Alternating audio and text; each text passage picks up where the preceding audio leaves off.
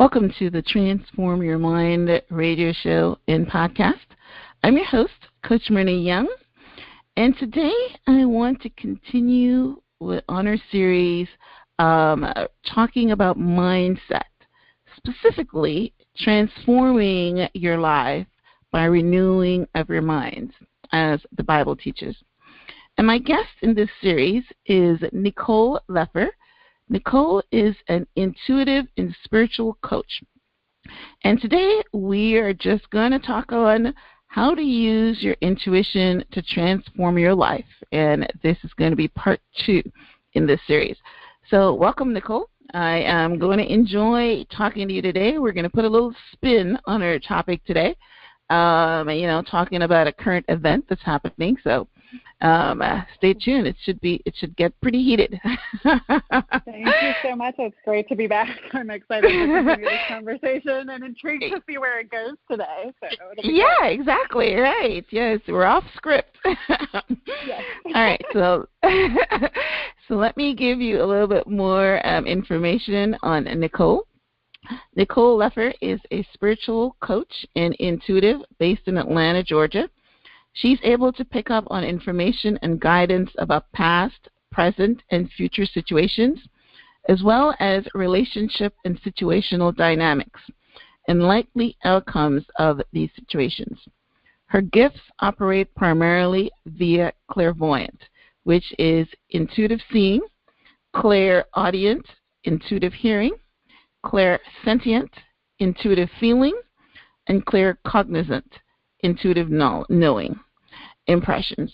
She's also an empath and can frequently pick up on the emotions of others, on the emotions others are experiencing, and she often picks up on world events before they happen.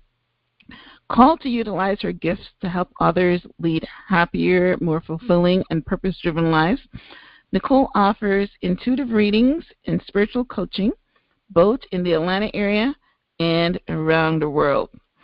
So today we are going to focus on the relationships and situational dynamics. All right. So, but before I start the conversation with Nicole, I want to give a shout out to 2 of our sponsors for today's episode. One is Awayne.com and Paul's Millionaire Podcast. So, are you looking for a last-minute economy, business, or first-class flight deals? Then search over 1,200 sites at once and find the cheapest plane tickets. Visit awayne.com/flights. That is spelled AWAYN.com/flights. And Paul's Millionaire Podcast. Is work getting you down? Are you forever behind on your bills? Escape now with Paul's Millionaire Podcast. Go to fiverr.com/1MFI2018 to download. That again is fiverr.com/ONEMFI2018. All right. Well, we want to thank all our sponsors for this episode. You are going to hear on the break of some more of our sponsors. All right, Nicole. So let's get this pretty started. All right. Let's do it. Let's do it. All right. In our first episode, we spent some time talking about intuition. Today, I want to follow up with a discussion on the Lifetime series, Surviving R. Kelly. In this series and on the follow-up Dateline episode, they show a rich and famous R. Kelly feeding his sex machine with women of all ages. His preference seems to be teenage girls as young as 12 years old, but the series also interviews women in their 30s who had the same experience. One said that she did unspeakable things in a black room, was starved, had to ask before she went to the bathroom, was physically abused, and had to call R. Kelly daddy. So today, I would like to talk about the mindset of a predator and how women of all ages can use their intuition to escape their lair. So I want to start off, Nicole, since you are an intuitive and has done a lot of readings. Um, have you ever gotten a reading on a predator? What is going on there? What is their mindset? And before you answer that, Yeah. I got the feeling when I listened to this series that Art Cully is probably operating in the narcissistic, psychopathic arena. So, what is your take on that? I mean, So predators I've in a never, whole, and then specifically, right? yeah. So I've never done a reading like I sat down and like read a predator in a formal intuitive reading setting. I don't know that somebody in that space would allow that, or that would really True. be, what True. I would be connected to do. Right. That said, I have had a couple of times that in readings for other people, and I have to be careful not to breach privacy, of course, but that somebody who was predatory in their life came up. So it was either predatory towards them or predatory towards somebody else. And so much of what I have picked up when I have picked that up, the guidance I've received is a lot of assurance like, A, their behavior has nothing to do with you. So what somebody is doing, they're treating you like that, they're doing that. Them actually taking that action is not about you. It's either come through as like you triggered them of something that was from their childhood or from their past that they were just tormented and deeply tortured about, and you happen to remind them of that in some way, and so you became their target. So that's come through before of like, kind of the why it happened was you triggered something. It's not actually something you did to them to deserve it. It's like something that happened completely unrelated to you that triggered this. But there is also a factor of, the law of attraction concept of the energy you're putting out there, not to blame anybody, but you put out an energy of, that you can become a victim. And this is not by any means a blame the victim, and I don't mean that at all.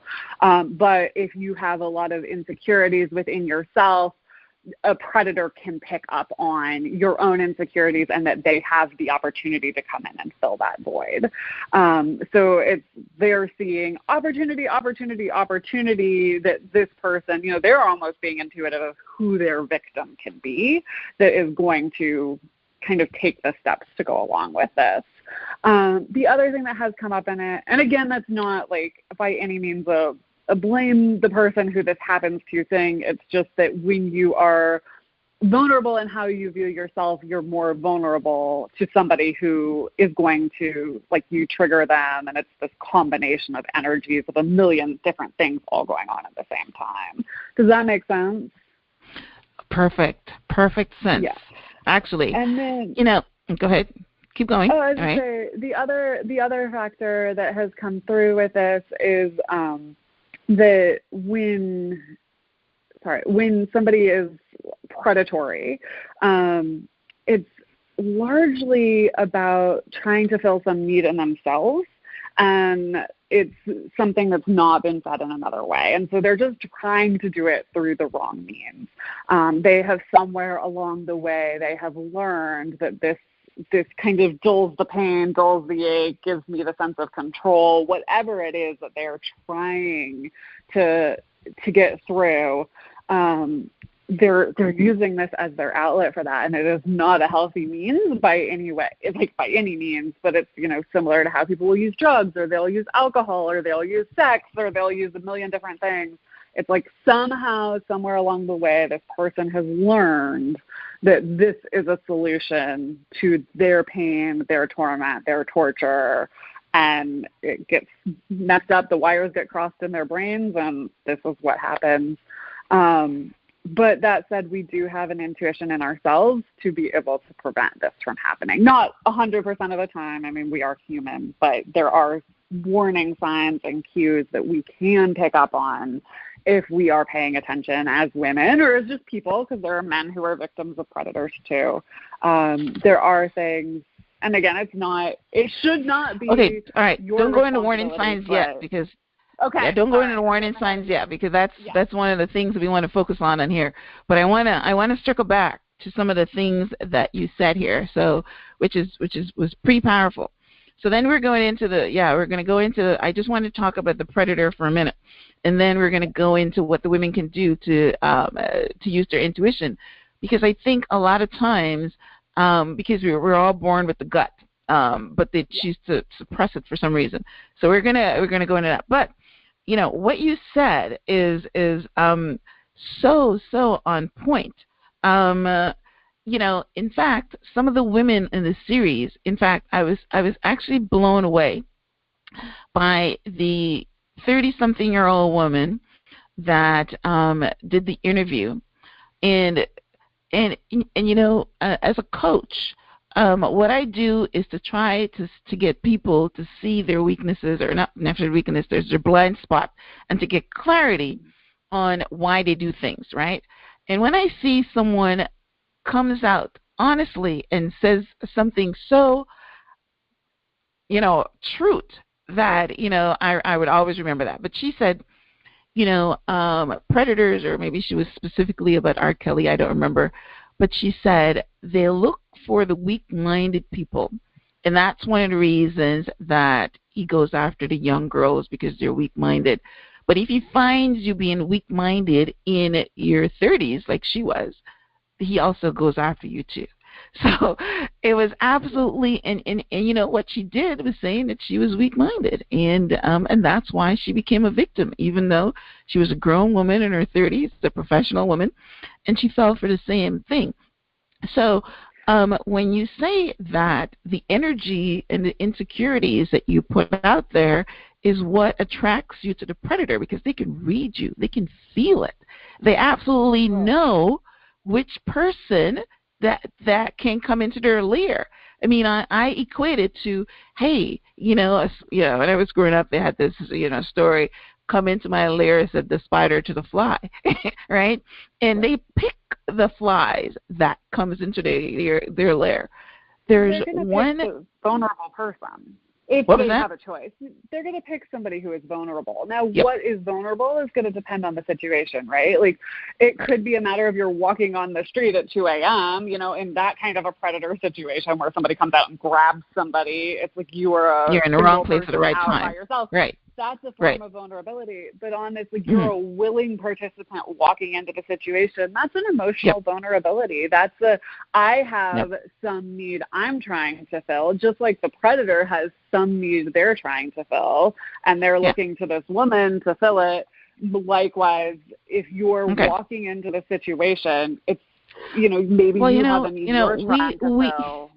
We can talk for a long time on that, because that absolutely baffles me, because there is enough data and enough women on a 6-part series that they went for like 12 hours or something, and then Dateline followed up with their interviews as well to try to get a picture of what happened. But there was one 17-year-old girl that was in college. She was beautiful. She had a mother and a father, very strong knit family, and R. Kelly came to her because, most of the women started off by wanting to sing, and he used that as his bait. And come for an audition. Right. Come for an audition. Was the vulnerability. Right. Yeah. Right. But it didn't actually stop there. This particular girl, this 17-year-old girl that went for an audition, ended up, her parents hasn't seen her in 3 years. She's now 20. So after the audition, and after she understood, and she hasn't got no singing career, so it's a very baffling situation, and I want to get your input on that, so that someone that's listening can have some aha moments on that, because this situation is the extreme, but people are predatory all the time. You can go into a club and meet a guy that's a predator and all he wants to do is have sex one night and then dump you. You know what I mean? He's not going to be the R. Kelly scenario, but people are being predated, all the time. So the intuition thing, which is where I wanted to go with that, and then one of the things that you said that I want to touch on as well, and my original title for this talk was small thinking and small minds. So and you touched yourself. You touched. You didn't touch yourself. You touched on that. Right? you touched on that when you said vulnerability and the way you view yourself. So we might look at somebody that is one of the 30-year-old women was she was a DJ. She had a good job. Worked in a radio station and met R. Kelly and quit her job and moved to where he was. And then as soon as she moved, she was in his lair and had to ask to go to the bathroom, and he starved her for 3 days with no food. And then the psychologist came on and made me understand that. She said that R. Kelly was the most important person in her life, and even though she was abused, it's very hard for people when he, to give up that relationship. But if we were to zoom in closer, what kind of view did somebody have of themselves when, because she didn't want any recording career. She just fell in love, I guess, with somebody that had that kind of a past and that kind of history. In fact, she said that somebody told her about this tape, and she Googled it and was disgusted by what she saw and couldn't believe that she's laying down with this guy, but she didn't leave. Yeah. So give a reading on how would somebody feel about themselves to be in that, not a reading, but your comment on that. So there's a lot to unpack here. Okay. The first thing I want to say is, I'm not a psychologist. I have a degree in psychology, but I don't have postgrad we're just any talking. of that. So we're talking from an intuitive perspective, not a psychological perspective. Just what right, exactly. And I'm just a life coach, so I'm just coming to the conversation from that, right? It's not going to be universal, right? Like, two people could end up in a very similar situation, and what is going on in their head is going to be completely and totally different. We want to put it in a box and go, this is who this happens to. But the reality is emotions are extraordinarily complicated. Our histories are extraordinarily complicated. The void that somebody who ends up in a situation that they willingly go into. Now, we're talking very differently, willingly walking into a situation versus just being taken and put into a situation. Right? These are all willingly, which is scenarios. why he's never been convicted, because these women are willing. Yeah, and it's just I think in this situation you've got a whole nother complicating layer around celebrity. There's an intoxication that some people experience in how our culture and how they've been raised to view celebrities.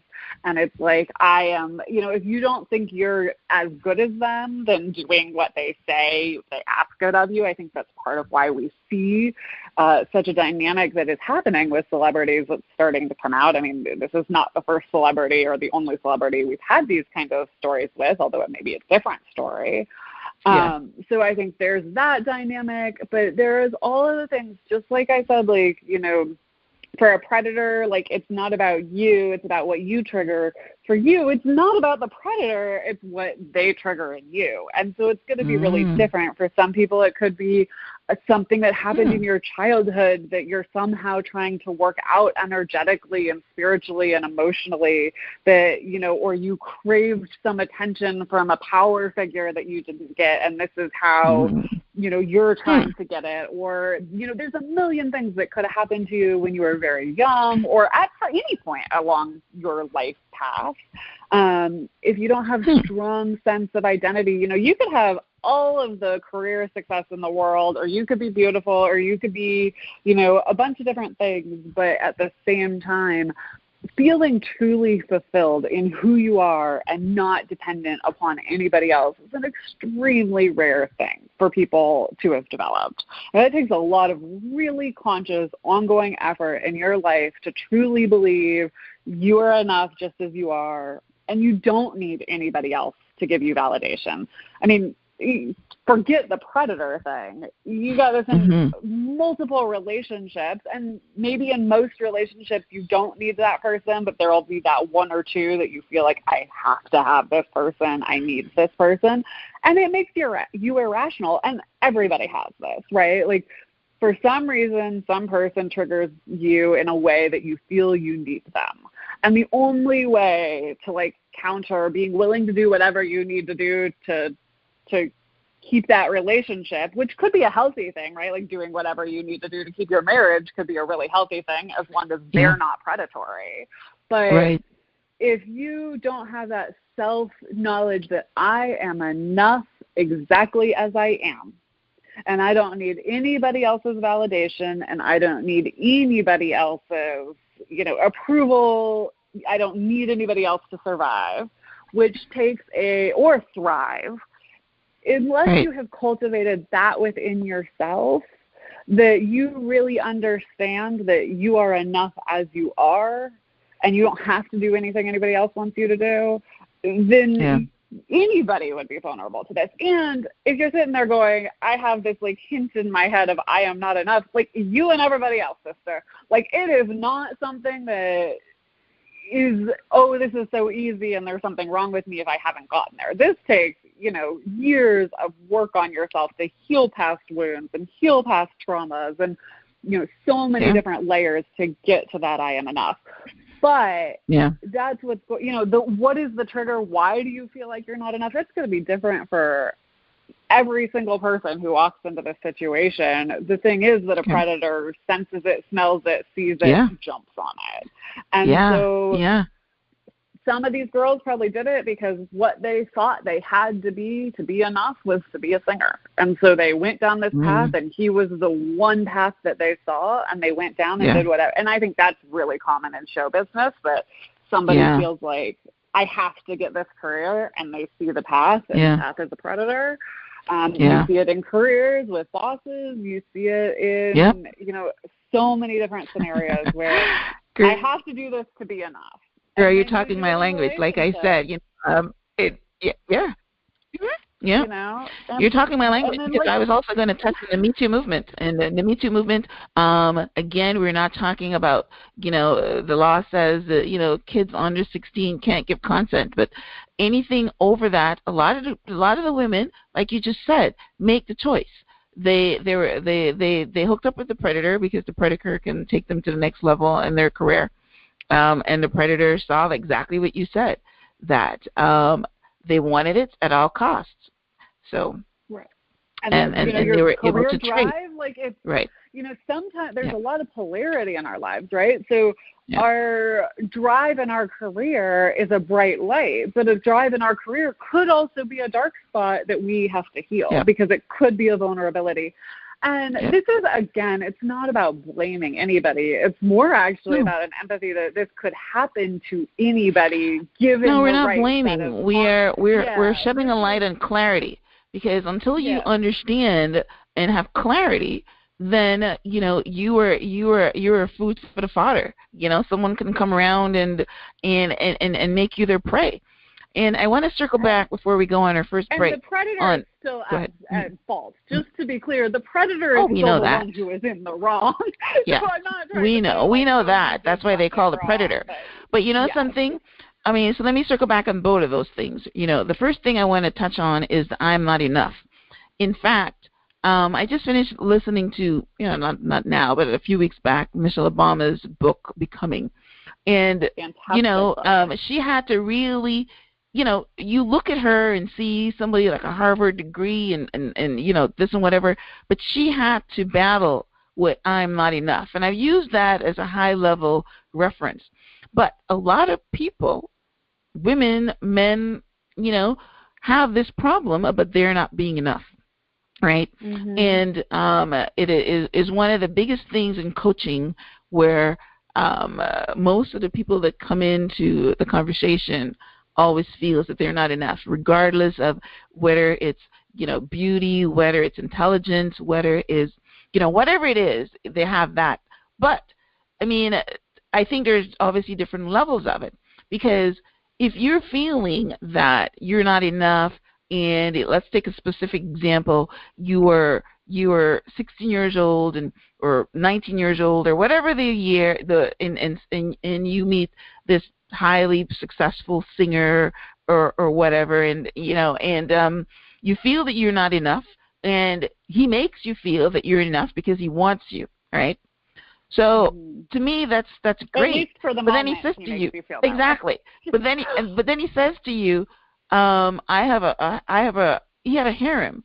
I see other people, right? And he tells them up front. One of the girls said she thought that, that was honest because her husband was a cheater. The 30-year-old woman said that he told her he's got other girls, and she thought that was great because he's being honest up front.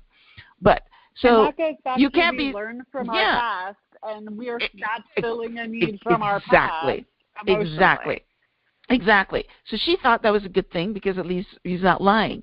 But my point is, you're never going to be enough. He doesn't want you for himself. See, he's not filling that need that you're enough. In fact, you're not enough because he's going to the next one, and 2 seconds later, he had a house full of women, and he would just pick and choose them. And when they didn't do what he wanted, then he starved them or whatever.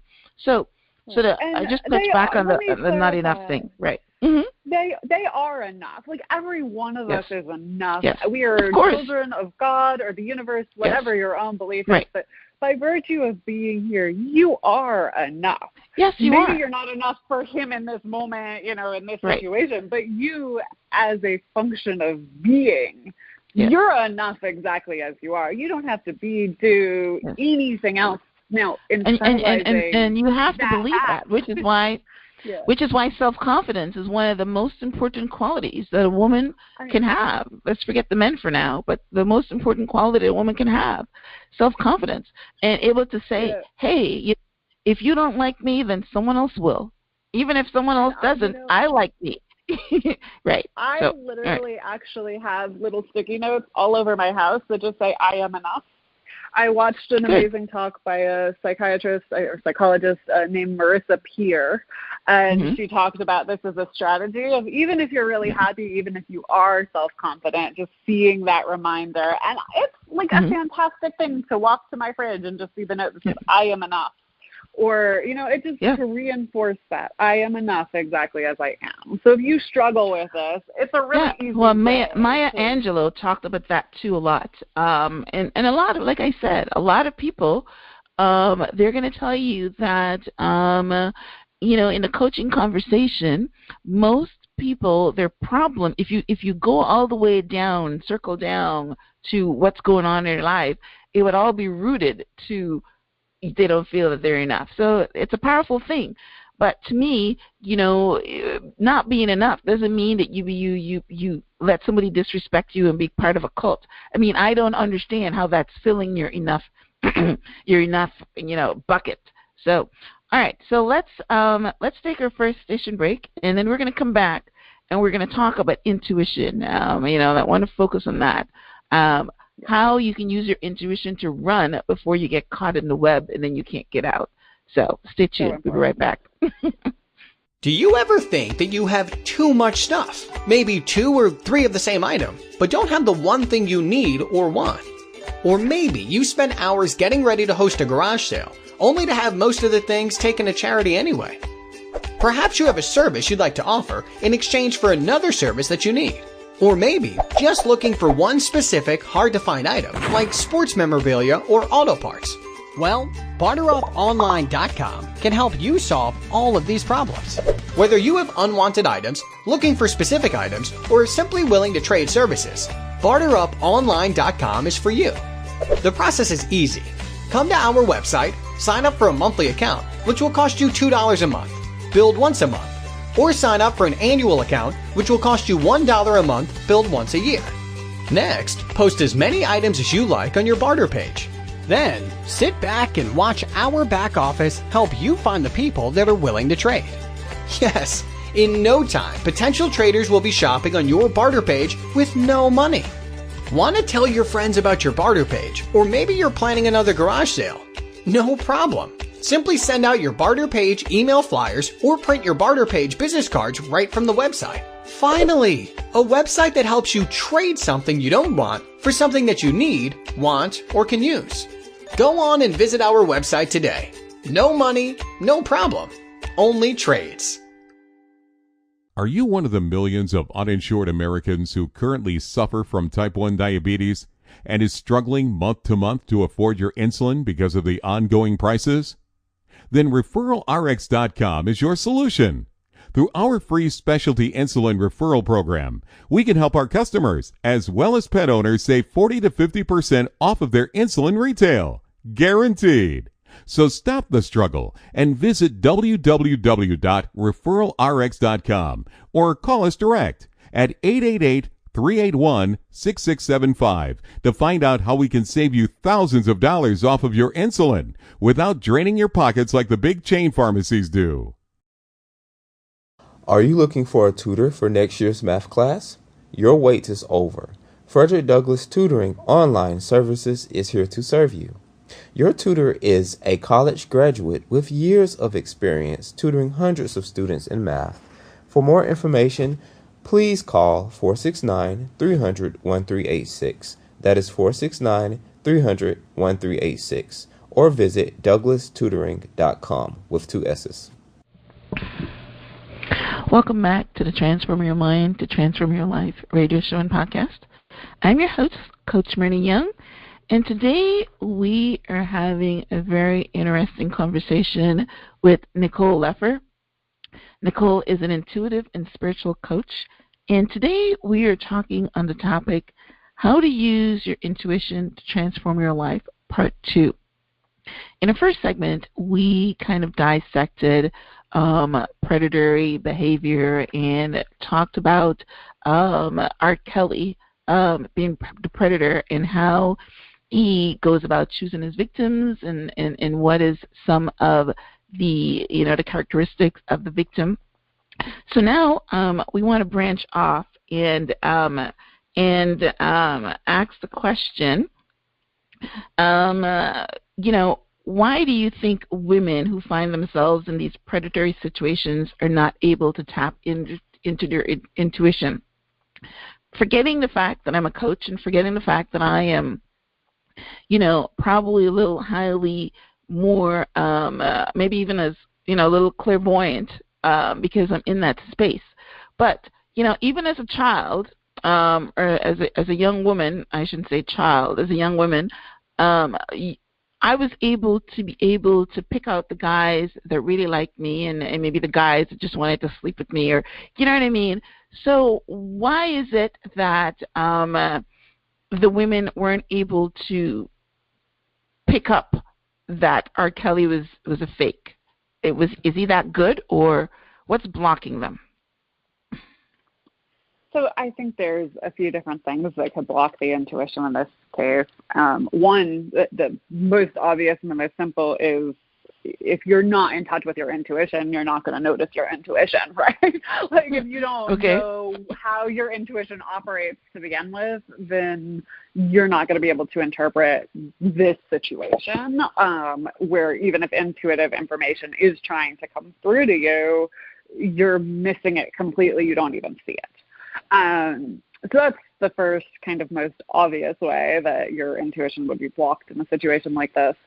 And then I think the next one is that it's really easy to let the social programming or your thoughts override that intuition. And especially when it comes to dating, I think this is especially true because you have these emotional fantasies and these dreams of how you want things to work out. And so it's really easy to tell yourself, and I know this from personal experience, that because this man is really good looking and sounds great on paper, my intuition is wrong on this.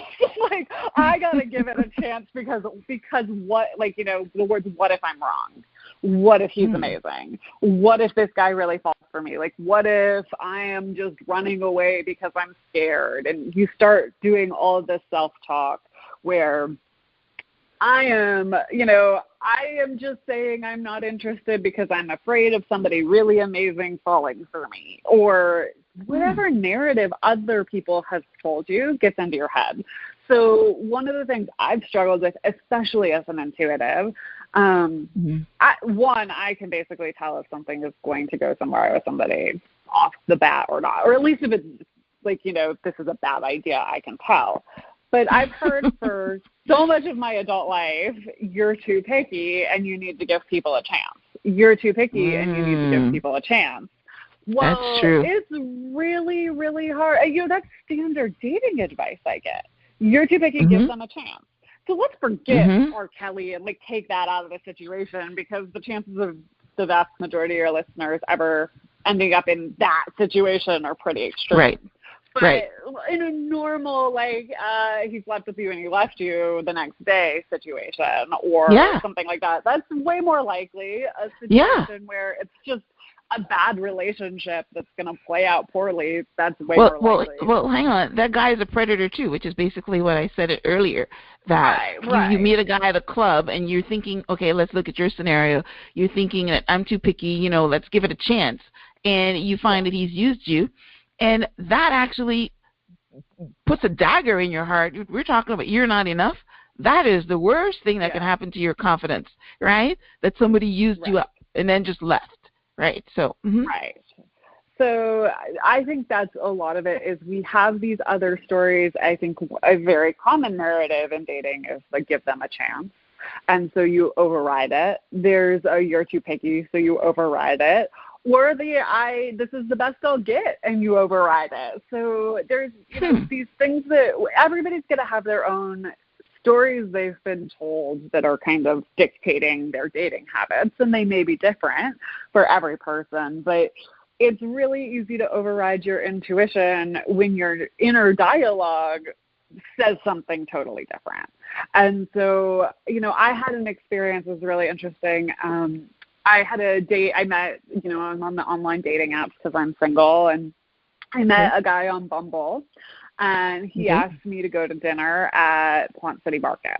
And I remember the day that he, when he asked me, and he seemed perfectly nice.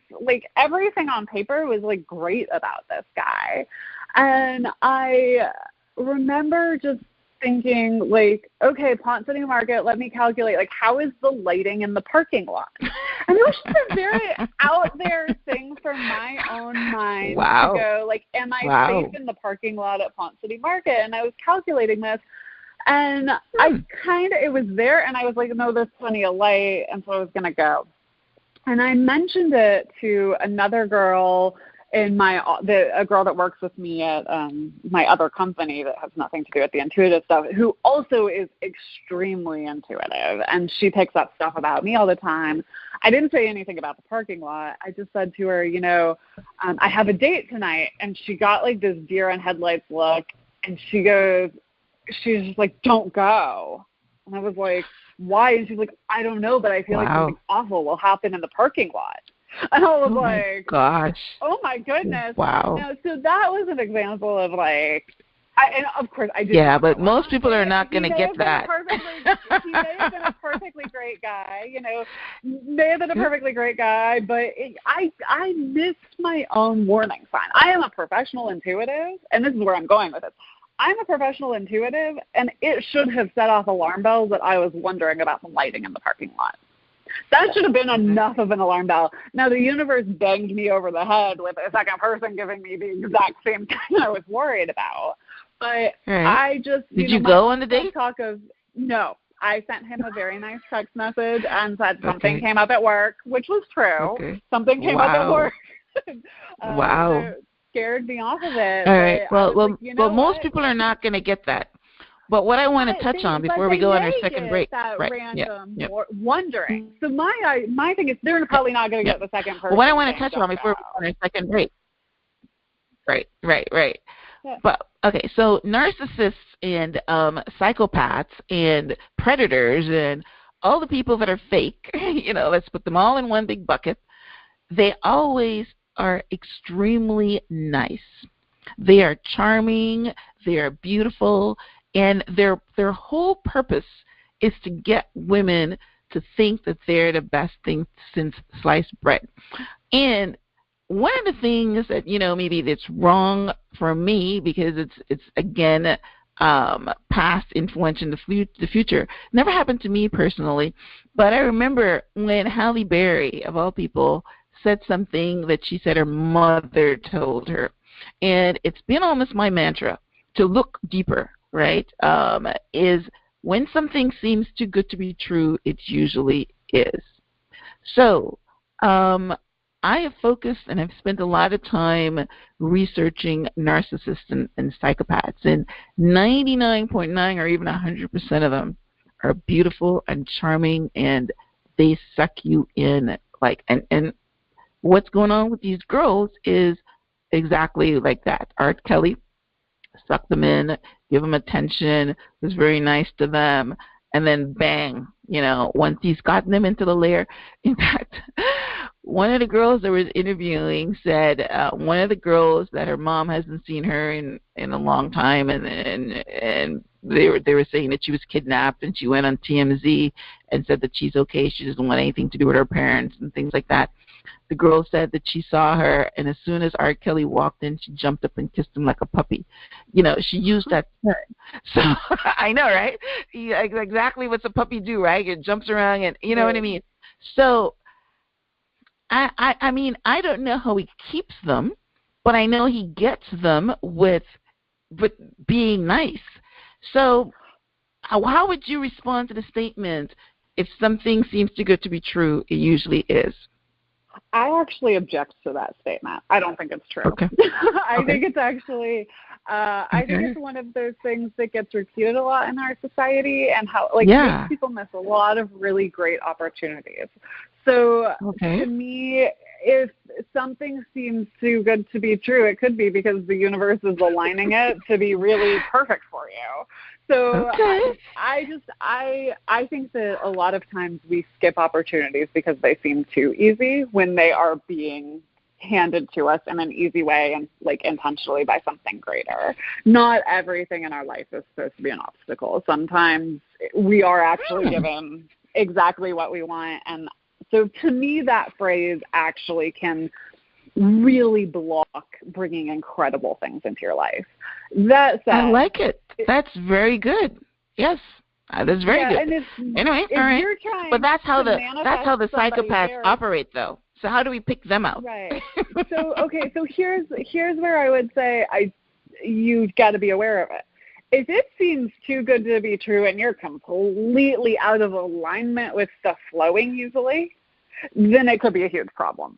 And this is a self-awareness thing, right? So, if everything is going awful in your life and something appears that just seems too good to be true, and, you're just, a hot mess inside and you're an emotional wreck and all of these things, the chances of that actually being too good to be true, you're not energetically aligned with something that great. So you have to ask yourself, am I aligned emotionally, spiritually, physically to receive something that is this great into my life right now? Am I in a space to have something this great in my life?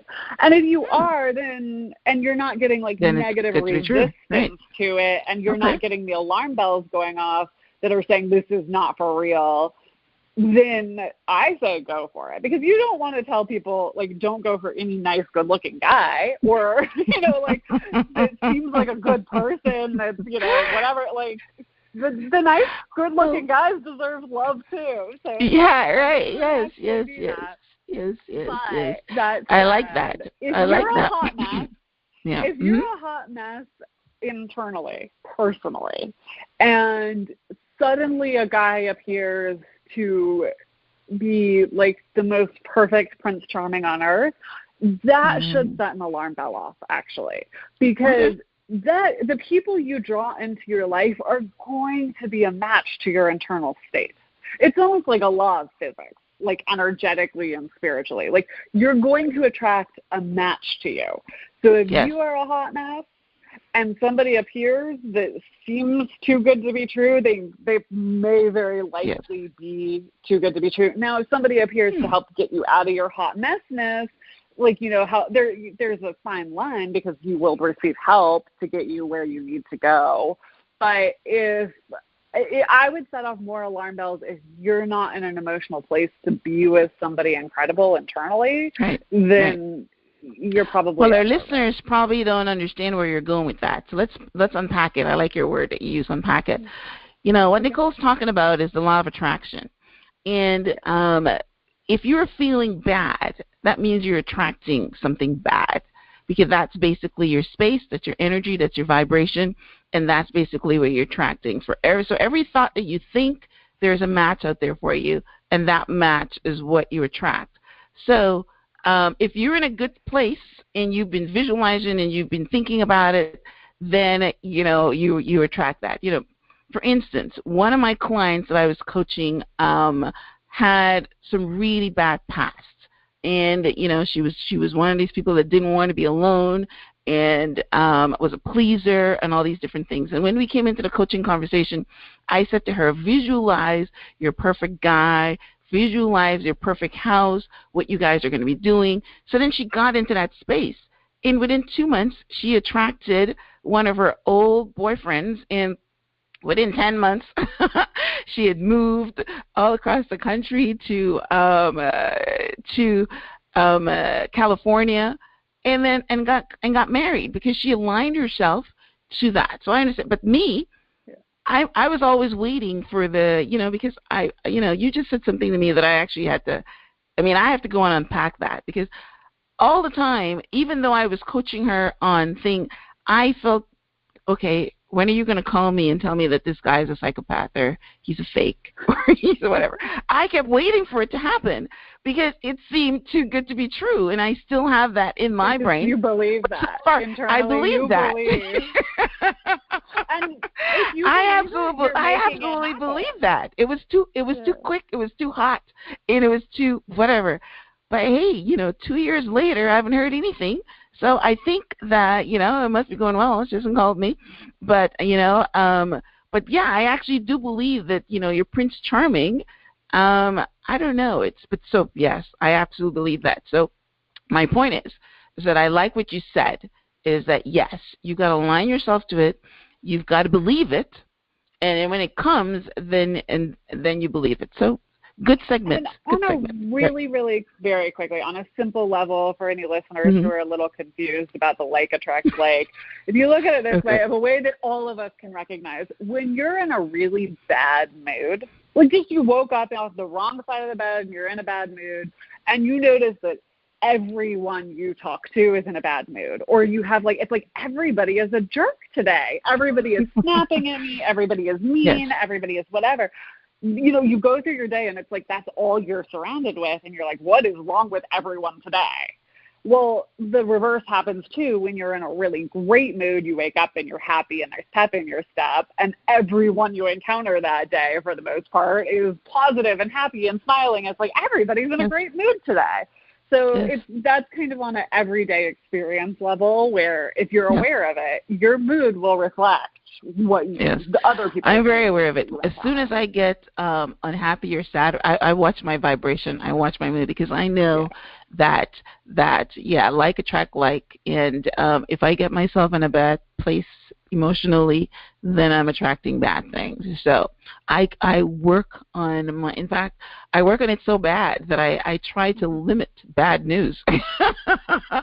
You know, if I know that something is going to make me unhappy, I try to put it off at the last moment before and then once I get into that, because you're all human, things are going to upset you, and then I work very hard to get out of it. I work very hard to get out of it. I don't stay there. I don't linger. And, you know, I've had people on the show that, you know, give me some clarity on basically what happens with that. You know, you start off with a bad mood, and then you stick with that. It becomes your personality, right? Because you're always in a bad mood, and, you know, it becomes your temperament and your personality. And, so you've got, go ahead. Yeah, and it's important to Go still ahead. let yourself feel your emotions, but then move past them. But Yeah. I bet this is something you and I could talk about all day long. Yeah. Well, because it's our space. You know what I mean? We understand it. And a lot of people don't understand it. You know, my husband lives in a space of always being upset, and I can't get him out of it. And whenever he comes to that energy, I say, hey, and I know it. And I says, everything bad happens because you keep being in this bad mood, and you're attracting it. And you can't, people, they've got to get there on their own. I'm not saying he's in a bad mood, but his thoughts are not always like mine, being happy and effervescent and bubbly or whatever. And he gets bad as situations happen to him, and I know it's because of this that he attracts. In fact, if we go deeper, they would say that every single thing that happens to you, you attract. Even a car accident, whatever, you attract it because you're thinking of it, and it comes. Yeah. So I understand. People say that. I don't know if I go that far. I still trying to decide, but I definitely there's definitely something to it. So, and I think you can use it as a guide for your intuition. Coming back to like what we were talking about today. Is this person good for me, or is it too good to be true? Well, check yourself. Like, what kind of energy have you been putting out there, and does this match it? Because if it doesn't, there's a warning sign. So. Yeah. All right, so let's go and take our second break, and then we're going to come back and wrap up. And Nicole will tell you how you can get in touch with her if you want to set up a reading or to find out more about what she does, especially if you're in the Atlanta area. So don't go anywhere. We'll be right back. Do you ever think that you have too much stuff? Maybe 2 or 3 of the same item, but don't have the one thing you need or want? Or maybe you spend hours getting ready to host a garage sale, only to have most of the things taken to charity anyway. Perhaps you have a service you'd like to offer in exchange for another service that you need. Or maybe just looking for one specific hard-to-find item, like sports memorabilia or auto parts. Well, BarterUpOnline.com can help you solve all of these problems. Whether you have unwanted items, looking for specific items, or simply willing to trade services, BarterUpOnline.com is for you. The process is easy. Come to our website, sign up for a monthly account, which will cost you $2 a month, billed once a month, or sign up for an annual account, which will cost you $1 a month, billed once a year. Next, post as many items as you like on your barter page. Then, sit back and watch our back office help you find the people that are willing to trade. Yes, in no time, potential traders will be shopping on your barter page with no money. Want to tell your friends about your barter page, or maybe you're planning another garage sale? No problem. Simply send out your barter page email flyers or print your barter page business cards right from the website. Finally, a website that helps you trade something you don't want for something that you need, want, or can use. Go on and visit our website today. No money, no problem. Only trades. Are you one of the millions of uninsured Americans who currently suffer from type 1 diabetes and is struggling month to month to afford your insulin because of the ongoing prices? Then ReferralRx.com is your solution. Through our free specialty insulin referral program, we can help our customers as well as pet owners save 40 to 50% off of their insulin retail. Guaranteed. So stop the struggle and visit www.referralrx.com or call us direct at 888-381-6675 to find out how we can save you thousands of dollars off of your insulin without draining your pockets like the big chain pharmacies do. Are you looking for a tutor for next year's math class? Your wait is over. Frederick Douglass Tutoring Online Services is here to serve you. Your tutor is a college graduate with years of experience tutoring hundreds of students in math. For more information, please call 469-300-1386. That is 469-300-1386. Or visit douglastutoring.com with 2 S's. Welcome back to the Transform Your Mind to Transform Your Life radio show and podcast. I'm your host, Coach Myrna Young. And today we have been speaking to Nicole Leffer. Nicole is a intuitive and spiritual coach And we've been talking about how to use intuition to transform your lives. And we unpacked the R. Kelly situation. We talked about being good enough, feeling you're not good enough. We talked about the energy that you put out into the atmosphere that attracts, people that want to be, predatory towards you. And we ended up our conversation talking about the law of attraction, which is maybe something I'll get into in another series. But before we ask Nicole to, give you her information of where you can reach her, there is one thing that we need to touch on briefly before we go, and that is respect. One of the things that was blatant in this episode, and it was not, Nicole mentioned that there's a lot of, people that have infatuation with celebrities and think celebrities are gods, and she didn't use the word, but improvising here. But and we had the one before this was Tiger Woods, with all the women. But at no point in time did these women talk about being disrespected. But what was prevalent in the R. Kelly series was they did degrading, disrespectful things. He peed on women and all that kind of stuff. So I feel that, we wouldn't give this conversation much justice until we talk about respect. I believe that as women, we've got to respect ourselves and we've got to respect our bodies. And we need to treat it as a temple. And we can't have people abuse it, regardless of how bad you think you are, right? Don't give other people the authority over your body because it is yours. So my question is, how can women get back to be demanding respect? And, sex is one of those things that, it's a personal violation. It's not shaking hands with somebody. It's a personal violation. And when you allow people to disrespect you in that form, you can't really have any respect for yourself. So, what is one thing women can do, Nicole, to respect themselves? That puts it down on that.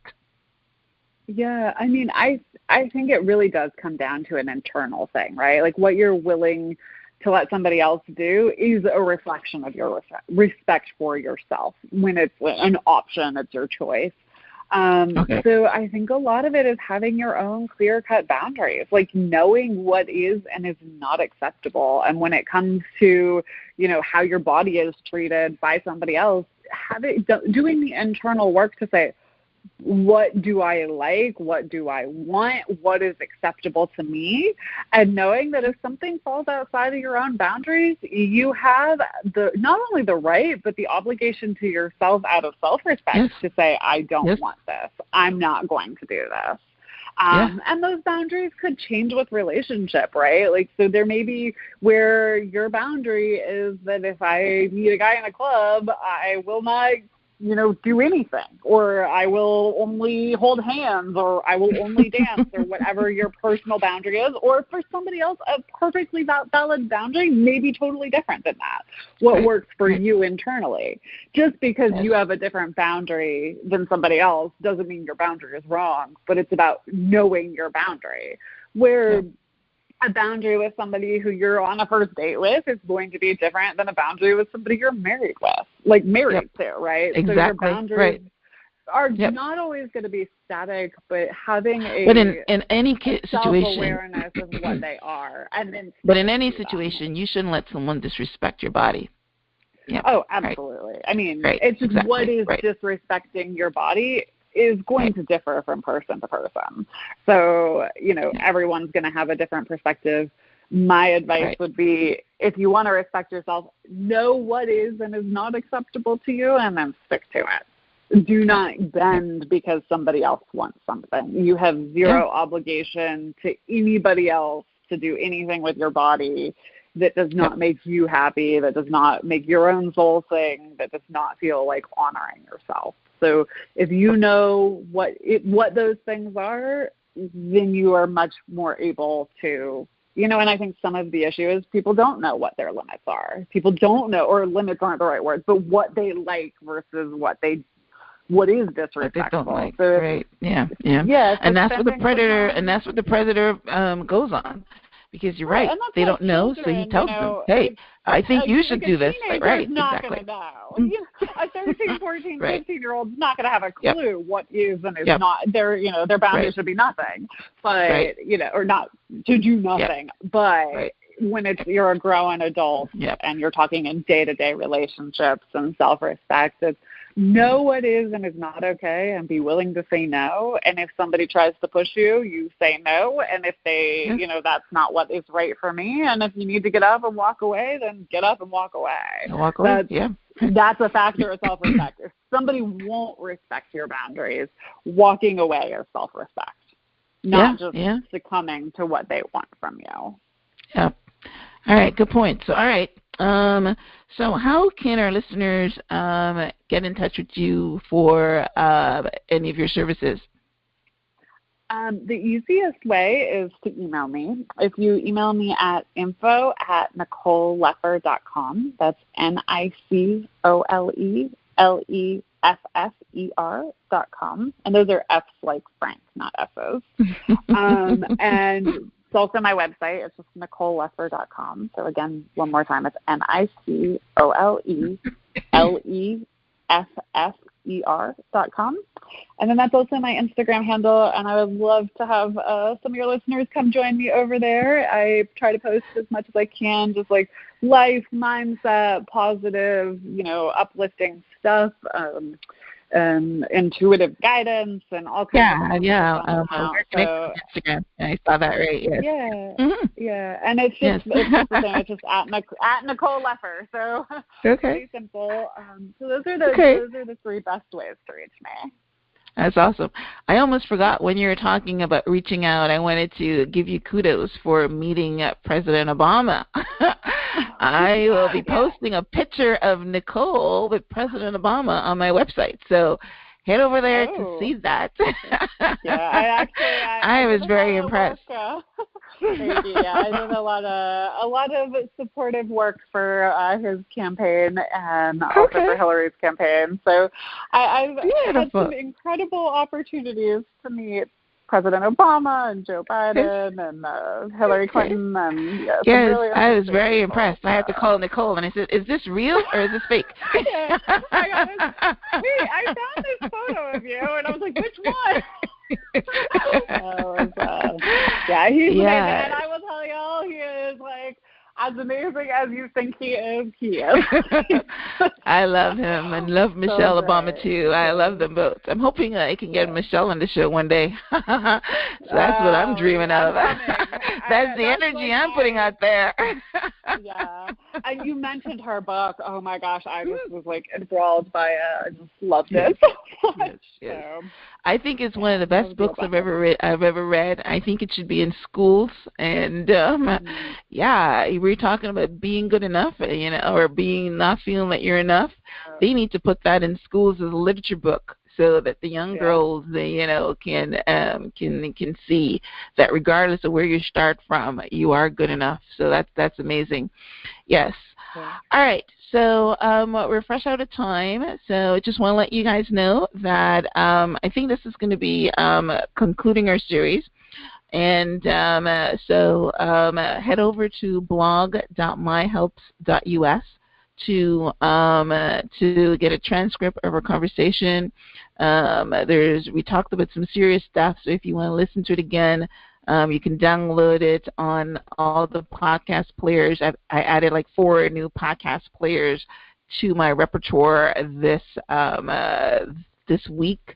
I am now in SoundCloud. I am on so many Deezer, and and I don't remember them all. But so now we've got maybe like 12 podcast players, including iTunes. So you can listen anywhere if you miss the radio program. And I would, of course, love for you to rate and review if you have iTunes, so that we can keep our ranking. And I do appreciate you tuning in every week. And I do appreciate you, Nicole, for taking the time to come back on a second time and talk about a pretty significant issue. So, or I shouldn't say a significant issue, but something that everyone is talking about. So we should get in the conversation. So, and I think we did a good job with the conversation. Unscripted. So, very good. So, thank you. I had no idea where this was going. It's like I know the future on certain things, and this one I had no idea where we were going with it. So, yeah, well, we did a good job because we are two like minds, and we were able to have a conversation, and I agreed with everything you said. So, yep. Well, thank you so much, and I really appreciate you having me. It was really great to come back on and share with your audience as well. Okay. All right. So until next time, everyone, namaste.